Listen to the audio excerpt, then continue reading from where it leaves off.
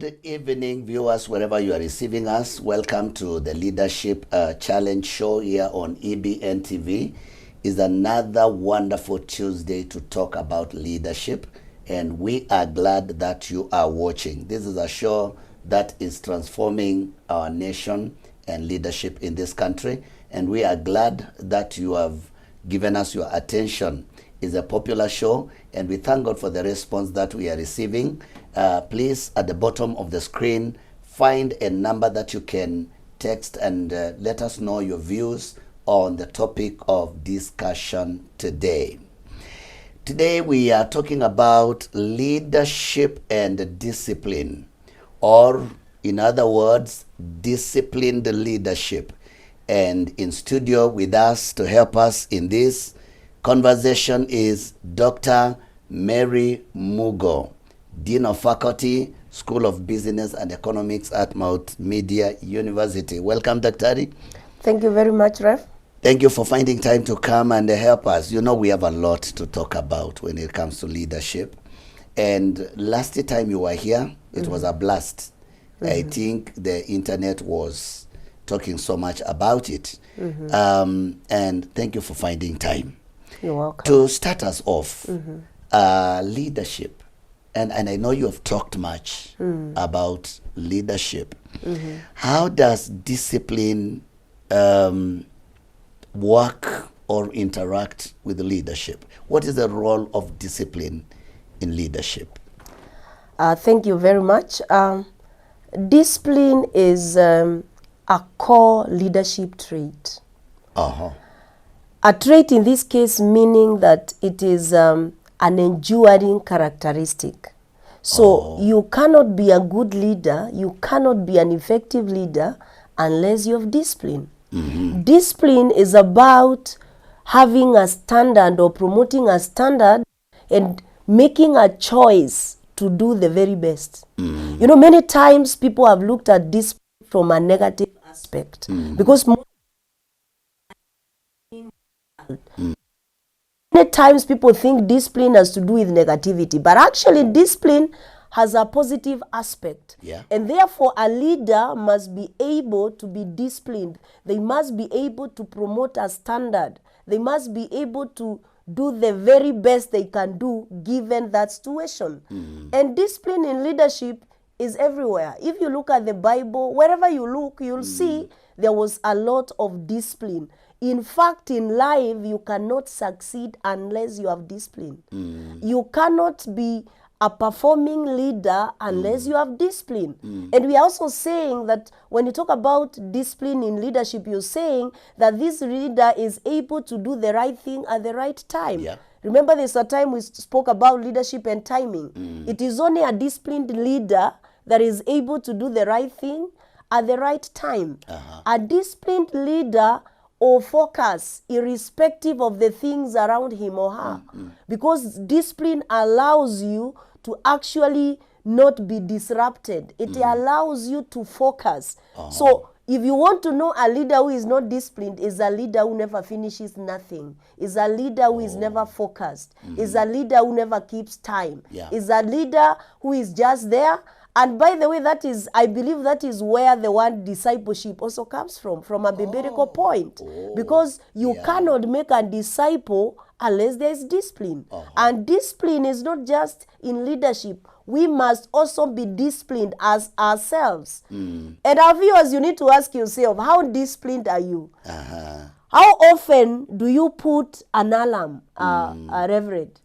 And alarm inalia, unavinya ukiwa umelala kidogo, unasema, ai, bando. You simply don't have discipline.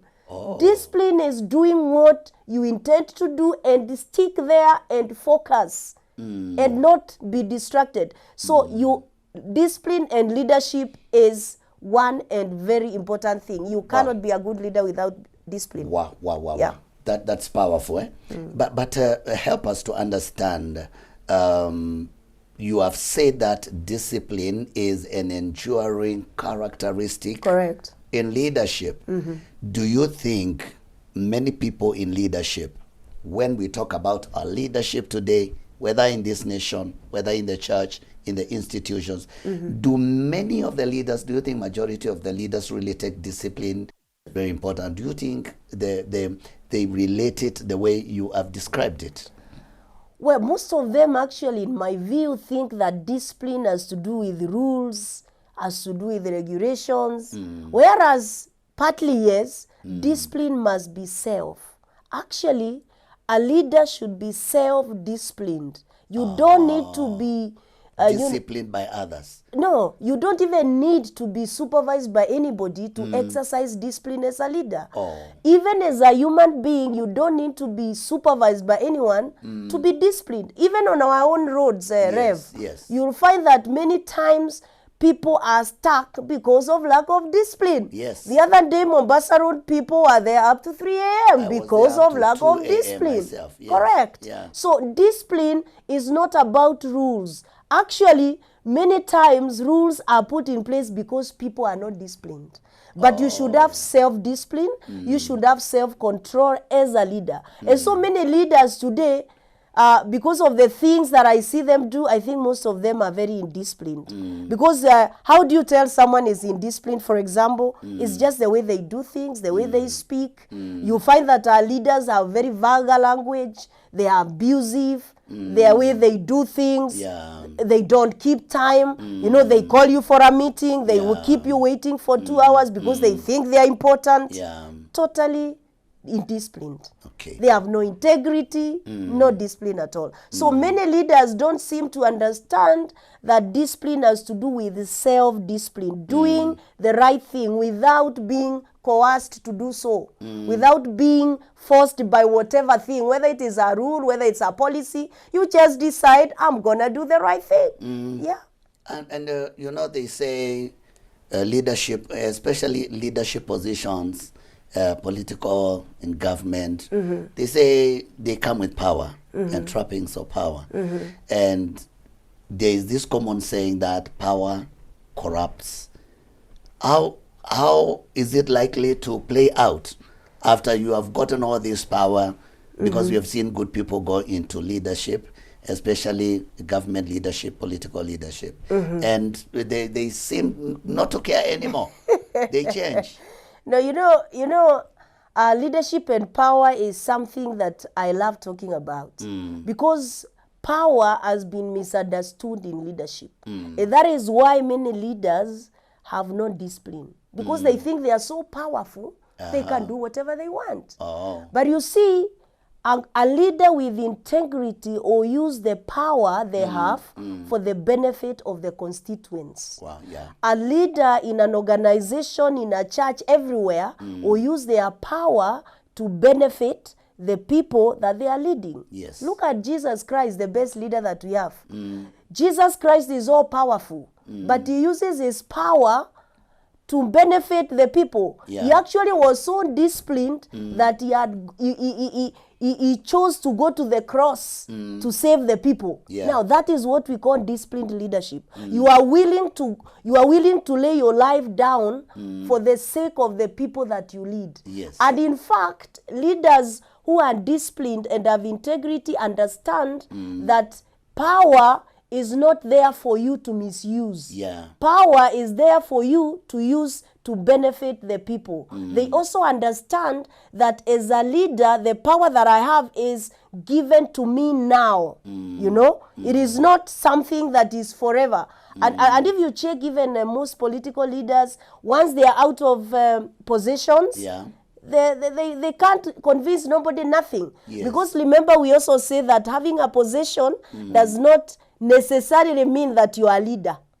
So I think most of these political fellas are simply in positions. They are not leaders. Because leaders will use power to influence people for better, not to kanyangia people chini, you know, for you to know I am the one in charge here. But then if you hear any person saying, you know, you need to know I'm the boss around, they are not leaders. They are just in a position.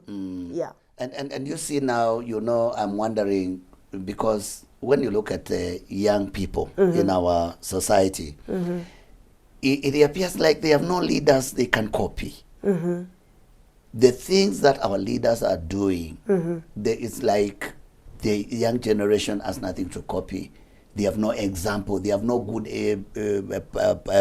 example they can emulate. And I think it is good you touch a little bit, because also leaders must care about the generation that is looking up unto them. Yeah. Yeah. Yeah, a disciplined leader, Rev, is a good role model. Because Daktari, they are coming to leadership. They can't keep their family. Marry a second wife and a third one. They come into leadership. They don't seem to be able to account for the money they are spending. So the young people are out there looking at them and saying, what can we copy in these people? And also it's no wonder we risk raising a generation of thieves. That's very serious. Yeah. Oh, you know, a leader must be able to produce originals, not copies. I am of the opinion that a good leader produces their own kind. Even the Bible says so, actually. You produce your own kind. A disciplined leader should be a role model. But I also want to say this, Rev, that even the young generation needs to understand that you don't have to do the wrong thing because a leader is doing it. In fact, in leadership, we talk about self-leadership. You can actually decide to be the standard. I normally say, Pastor, that in leadership, you don't need to be outstanding. It is good to be outstanding, but you need to be the standard. You see? So, as young people also, you need to be self-led. You don't have to follow somebody who is doing the wrong thing and be irresponsible and say, oh, there's no one we can emulate. Who did the first human being emulate? You can be the person that others will emulate. You can be the young man, the young woman that others will look upon and say, so and so is so young yet very disciplined. Because again, the same leaders use the young people to do bad things. They will come and give the young people some few shillings, and the young people will go and do bad things to other people. They'll take drugs, they'll go and burn people's vehicles. So the young people must also stop being used by leaders. They must decide to stand and be responsible and be accountable as young people. So I also differ in that it doesn't mean because someone else is doing the wrong thing, the young people should follow them. They can stand on their own. They can be responsible. They can be accountable. And by the way, the leaders you see is a reflection of the voter. So we must change as the voters also if we want leaders of integrity. And I believe the young people, you are hearing that. You don't have to emulate anybody. You just know the right thing. You are grown-ups. You have good minds. You can think on your 2 feet and do the right thing. You know, it disturbed me to see a convoy of the deputy president being stoned at Narumoro. And I wonder, these leaders, they don't learn.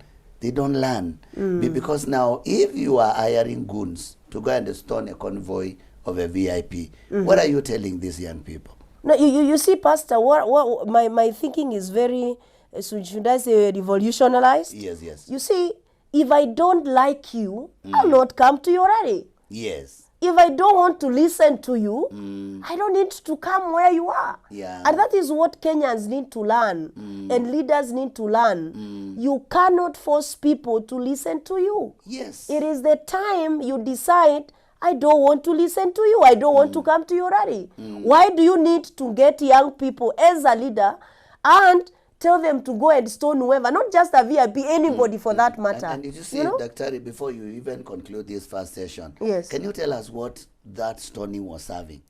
Okay, what was that? What was it meant to do? Because a leader is going to Nyeri, and you are a leader in that county. You don't want to go to this. Okay, stoning, throwing those things, because I saw it and everybody saw it, it was on TV. What was it serving? Okay, what will that leader who hired these goons gain? Of course, all the leaders said that they did not hire them. That's the first thing. So young people, you're sent to stone others and you are disowned. So you for lack of a better word, and this is a Christian station, they are simply idiots. Wow. I call them useful idiots. A useful idiot is someone who is used by others to advance their own things, and you're left there on your own, So they are simply useful idiots. Wow. And you see, so they were disowned. In fact, I had them say... Nobody said they hired those people. No. They but actually... were they there on their own accord? According to you, let me tell you what they said, Ref. Yes. They actually said the Tanga wing is the one that stage managed. So you see... Really. Those are the kind of leaders we have. But you see, what from a leadership point, what that creates is a perception. Yeah. So whoever was trying to do it wanted to bring out a perception that in Kieni, they don't want the deputy president. But you see, if you don't want him, you don't need to stone him. Yeah, there should not have been people there. You just ignore him, let him go and find an empty place. You know? So... Wow. It's the young people need to stop being useful idiots. Period. Wow. And as young people, we will not buy idiocy. It will not be part of us, and it will not be anything that we bring to our lives. We are taking a short break. We'll be right back.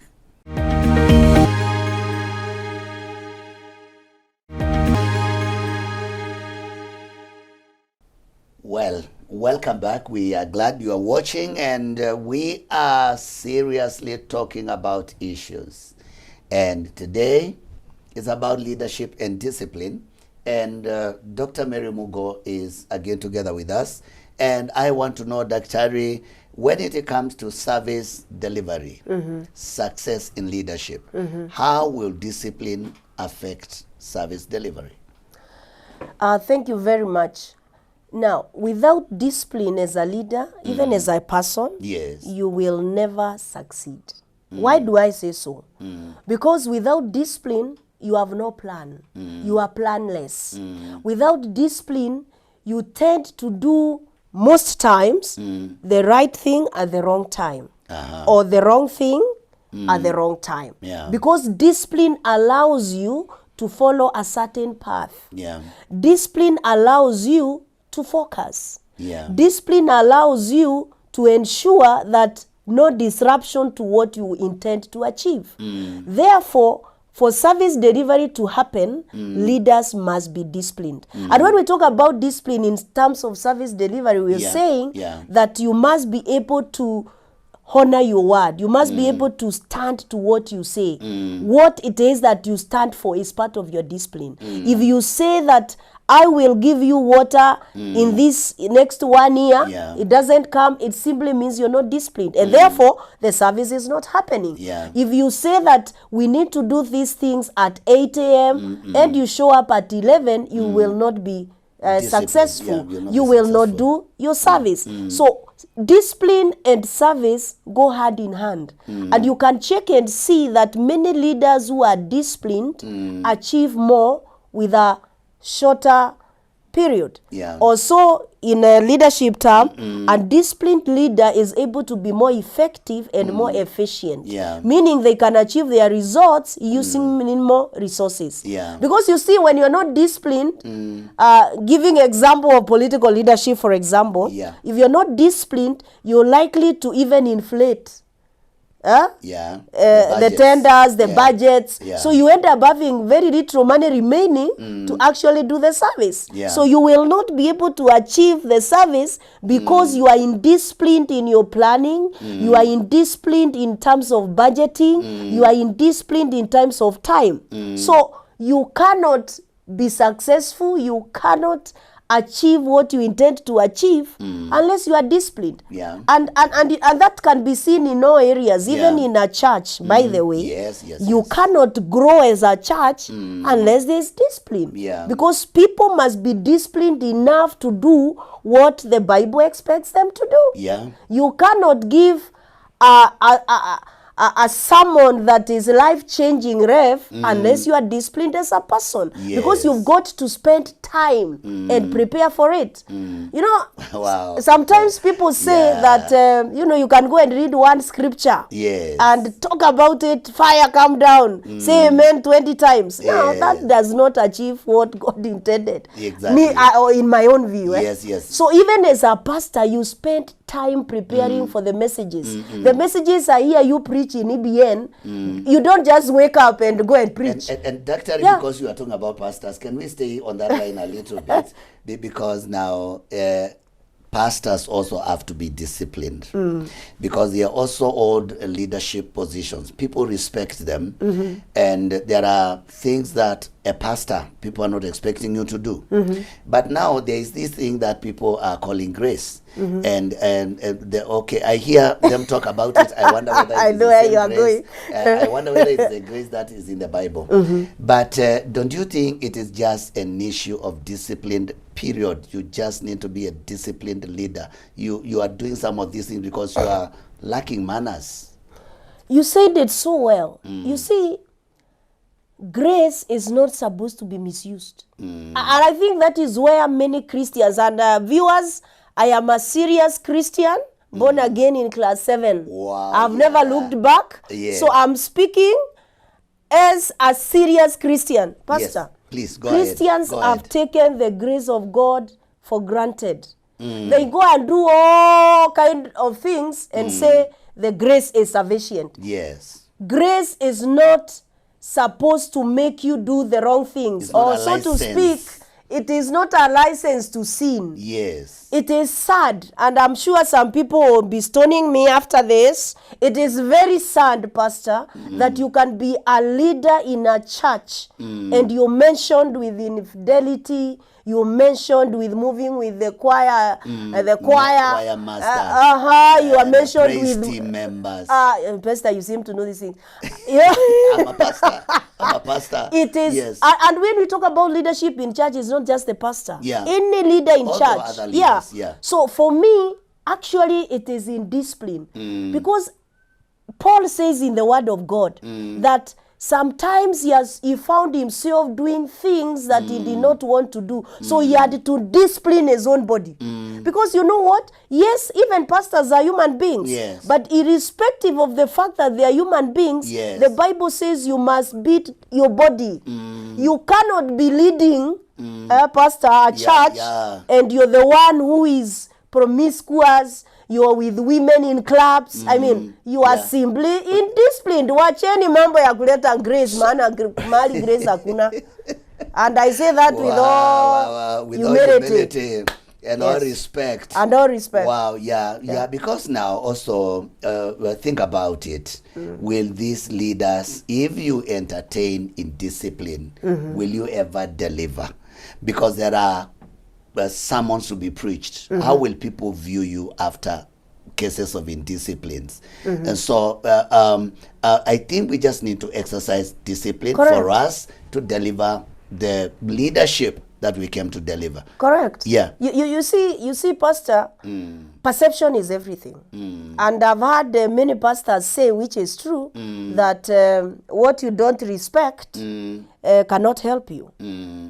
What actually shocks me, Pastor, from a leadership point of view, and I'm a leader in my own right, is how you can be so promiscuous. I like that you are using the word indisciplined. You are moderated yourself. I think that's why you are a pastor. Yeah, of course. Infidelity. I don't understand how someone will come out from a club, stand on the pulpit, and preach, and not even that. And the members themselves cannot tell there is a problem. Basically, that means that particular pulpit or altar is dead. And I think maybe we need to go back to the times of Ananias, where you stand there, you've been doing silly things, struck.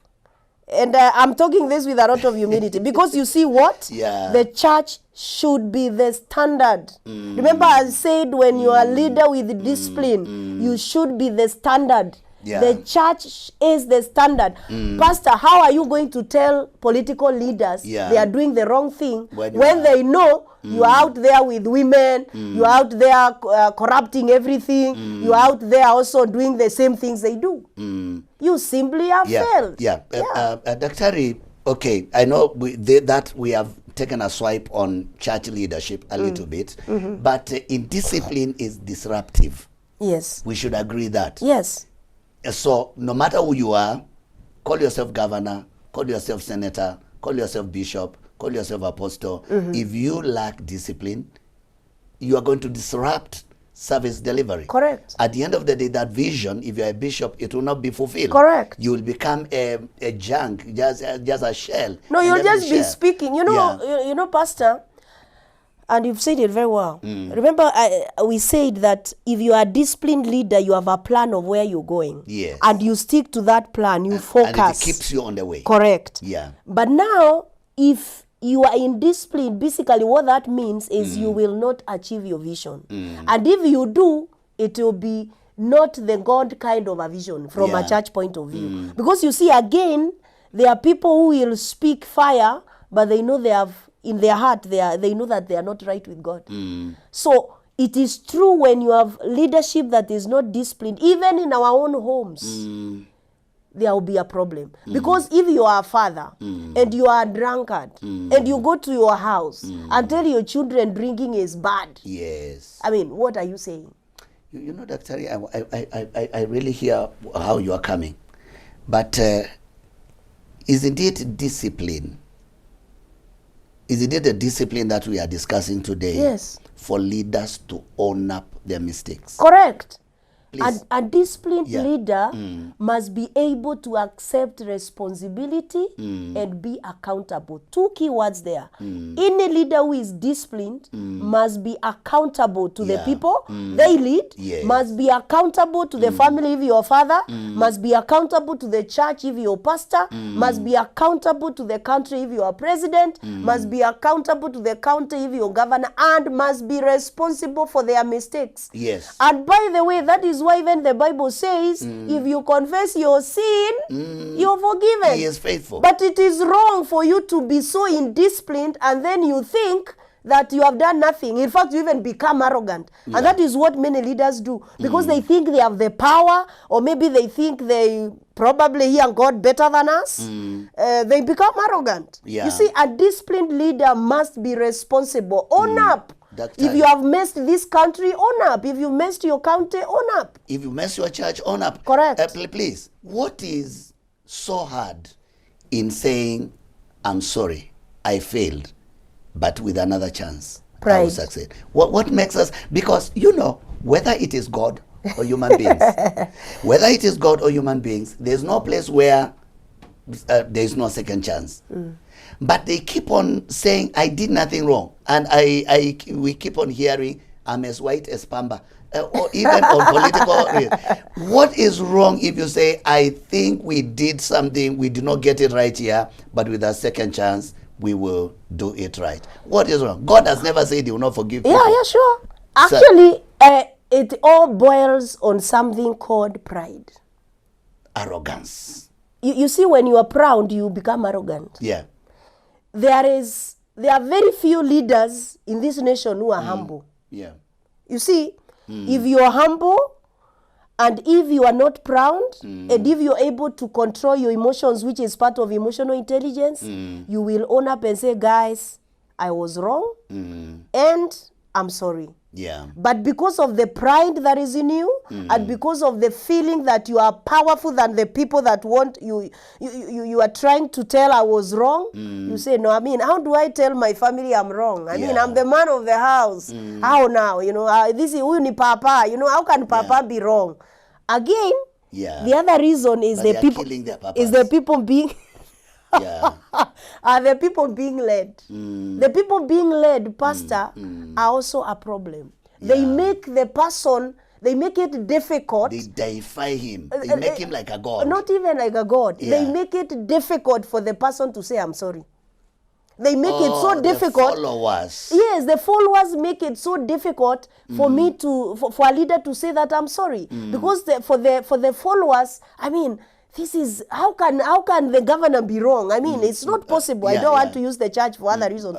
How can this one be wrong? And when they are wrong, you even find the followers are the ones that are defending the wrong. So it makes it very difficult. They even start stoning, like the way what happened in Nyeri. They will start stoning the people who think that their leader is wrong. They will stone you and tell you, they'll quote the Bible. If you have never sinned, throw the first stone. Hello? Yeah, we have had those many times. So we have had that pride and the followers themselves making it very hard for the leader to actually say, I'm sorry. But as a leader again, you must actually somebody say that we are called daddy. And somebody told me, he sent a quote to me, he said, don't daddy me to hell.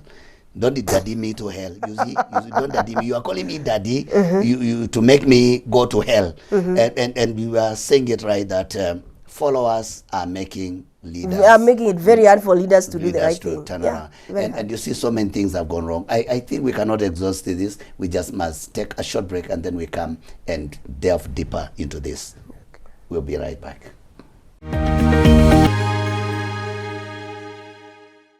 Well, we are glad you are watching this program. Definitely, we have covered some ground, and I believe you're getting a lot of information and you're getting a lot of answers to questions that have been troubling you. Talking about disciplined leadership or discipline in leadership.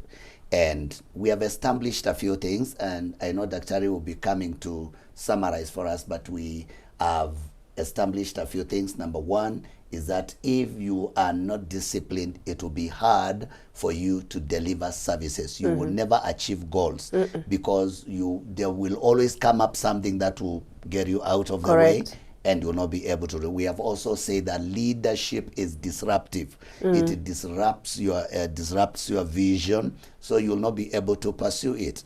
Now, Dr. Why don't we narrow down a little bit, and because I think when it comes to money matters, I think that is where we have the highest forms of indiscipline. And I want us to look at how can we apply discipline in making sure our expenditure, whether it is in government offices, whether it is in church finances, whether it is institutions like the Masai Mara University, you see these kind of things. How can we ensure, especially on matters, please talk to us about discipline on matters of finances. Yeah, if you have no financial discipline, however rich you are, you remain a poor man. Oh, why do I say again. so? Yeah. If you're not disciplined, if you have no financial discipline, even if you are so rich, at the end of it all, you'll remain very poor. So no matter how much money is there? Yeah, because... okay. Before you go, I know you want to I know you want to explode. So, some people are complaining that you have given us a very small budget. It is on the statement that you have just made. That's what I wanted to say. So no matter how much budget government gives to you, if you have no discipline, you will see nothing. Let me give you a good example. Wow. Okay. How you manage 1,000 shillings. The discipline to manage 1,000 shillings is as important as discipline to manage 100 million. And if you cannot manage 1,000 shillings, Pastor, you cannot manage even 100 million. Wow. No. That is why you must be disciplined enough to know that this is the money I have, this is the plan I have, these are the things I can achieve with the money that I have. Even as a human being, if you can't, if you do what we call in marketing impulse buying, you go to town, you find things you are not planned to buy, you buy, 1,000 is gone. You cannot succeed money-wise without discipline. You must, and you don't need to earn a lot of money to say that now I'll be, there are some people who say I'll be disciplined when I start earning 6 figures. Yes. When I was earning 12,500, and now I earn good money. Yes. The discipline has remained.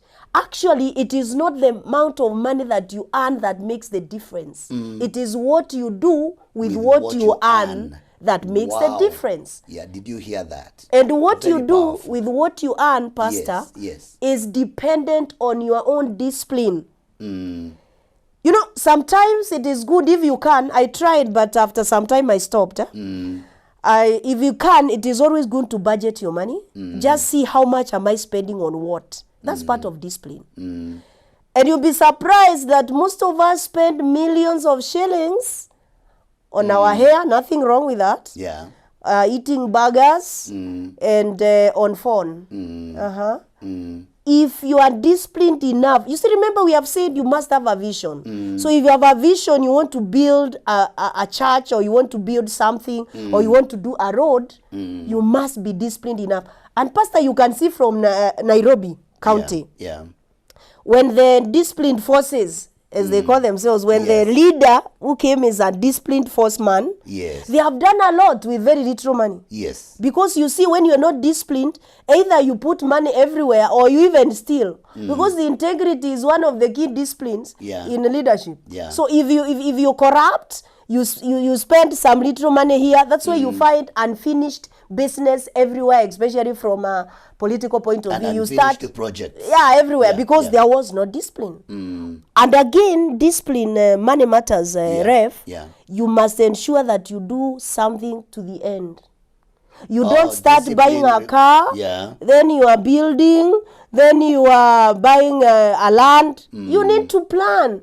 In planning, you also need to be disciplined that, hey, this is what I want to do at this time, and this is the money. So without discipline, money-wise, you die poor. You know, I'm listening as you talk, and I'm wondering, wow, will they ever be disciplined if they don't have that mental picture, what we usually call a vision? Will they ever be disciplined? Because there is this county you have become a governor over, and there are pressing issues, there are children issues, there are women issues, there are roads issues, there are water issues. If you don't know where you are taking the county, will really discipline apply?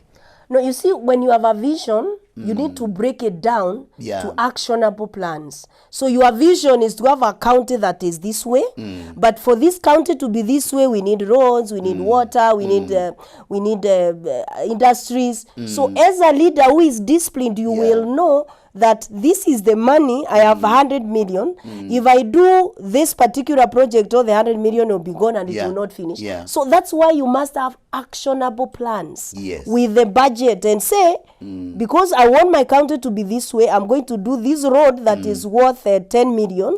I complete it, then my people are able to take their farm produce to the market. Then after I'm done with that, I'm going to do water, which will cost me this much. And you see, when you do that plan, and then you involve the people, you definitely will succeed. But you must have the discipline to stick to your plan. Because now, you know, you go, you see some projects that are started somewhere. And even some church projects, but also county projects and national government projects. They come the poor material. And the material is rotting there. The material stays there for over 10 years.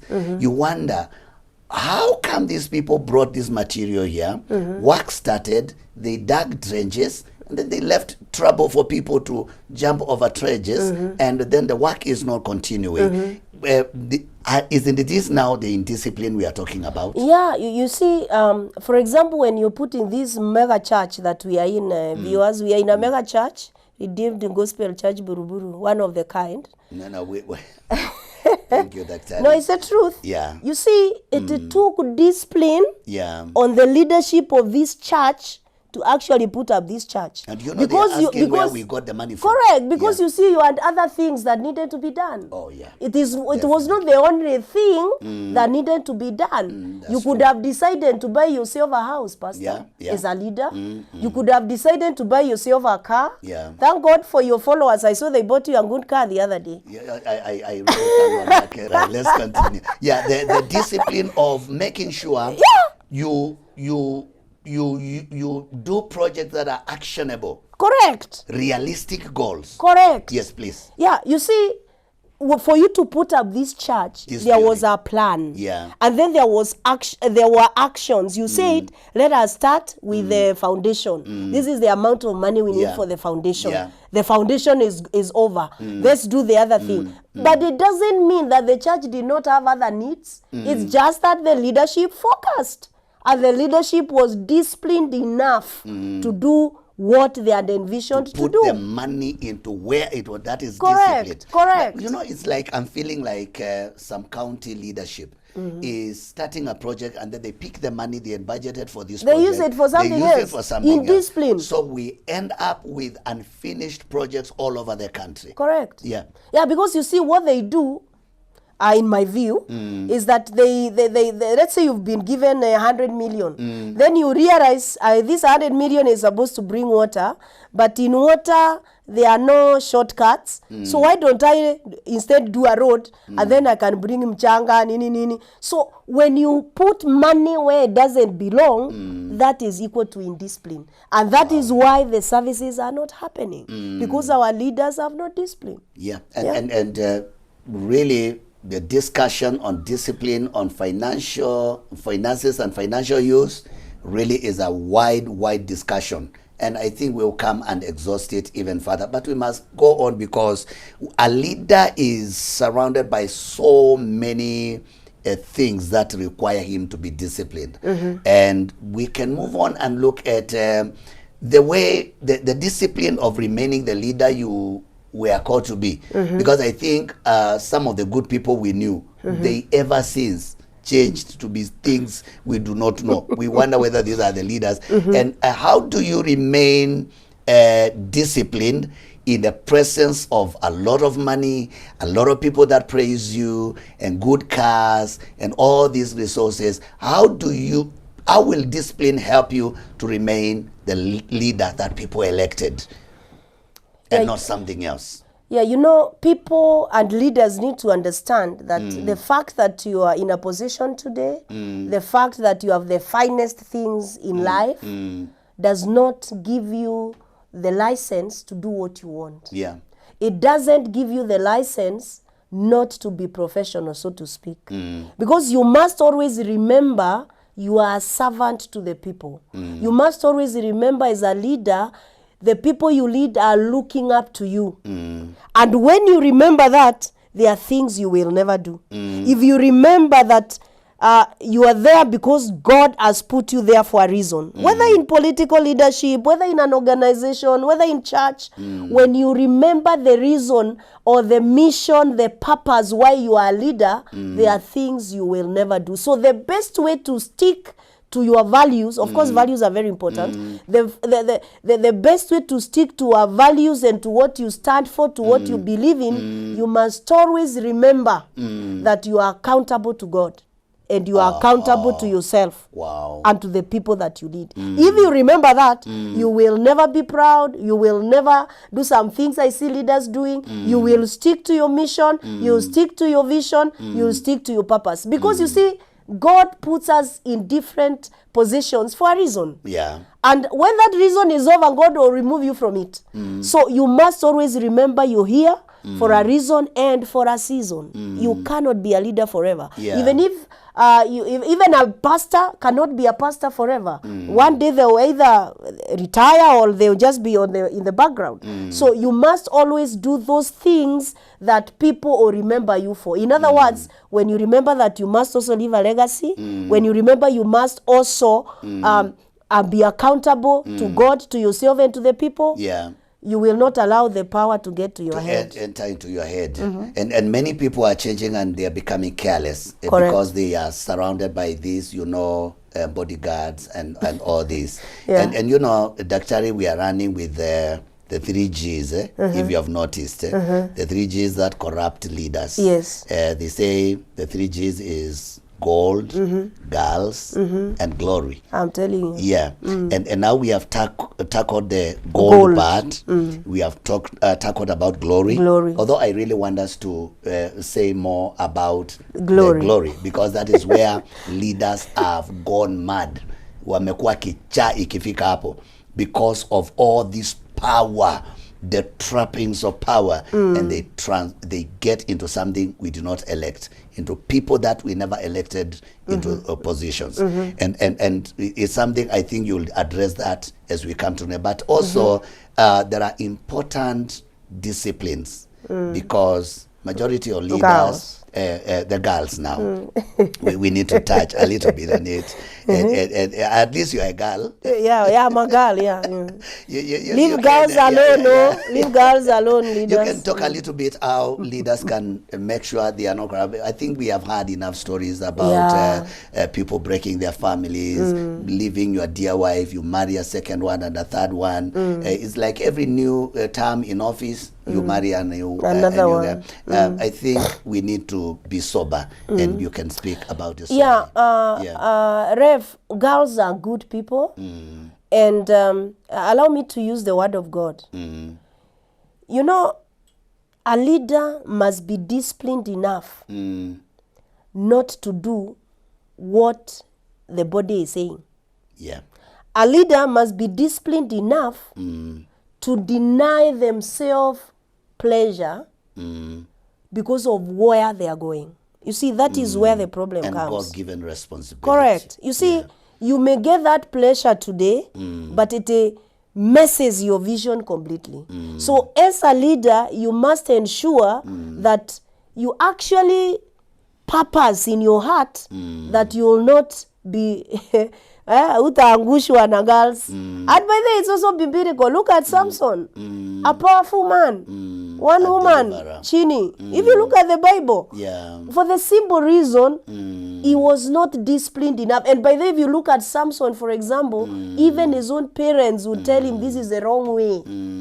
And a leader who is disciplined, Pastor, what shocks me most is when a leader is moving with girls and is even married. They are forgetting their families. Not even that, because I keep asking myself, if you're married and you have a wife, why are you following a girl? Why are you, messing their lives? So for me, and what I believe in is that a leader must be able to say no. Because a true leader says no and does the right thing. Even when the body is saying otherwise. Just... and of course, the best way to do that is to allow Christ into your life, leaders, because Christ will control. When Christ controls your life and the Holy Spirit, you will stick there. And if you're born again and you feel like the body is inachemka kidogo, if you are not married, marry. That's what the Bible says. That's what the Bible says. And when you marry, stick to your wife.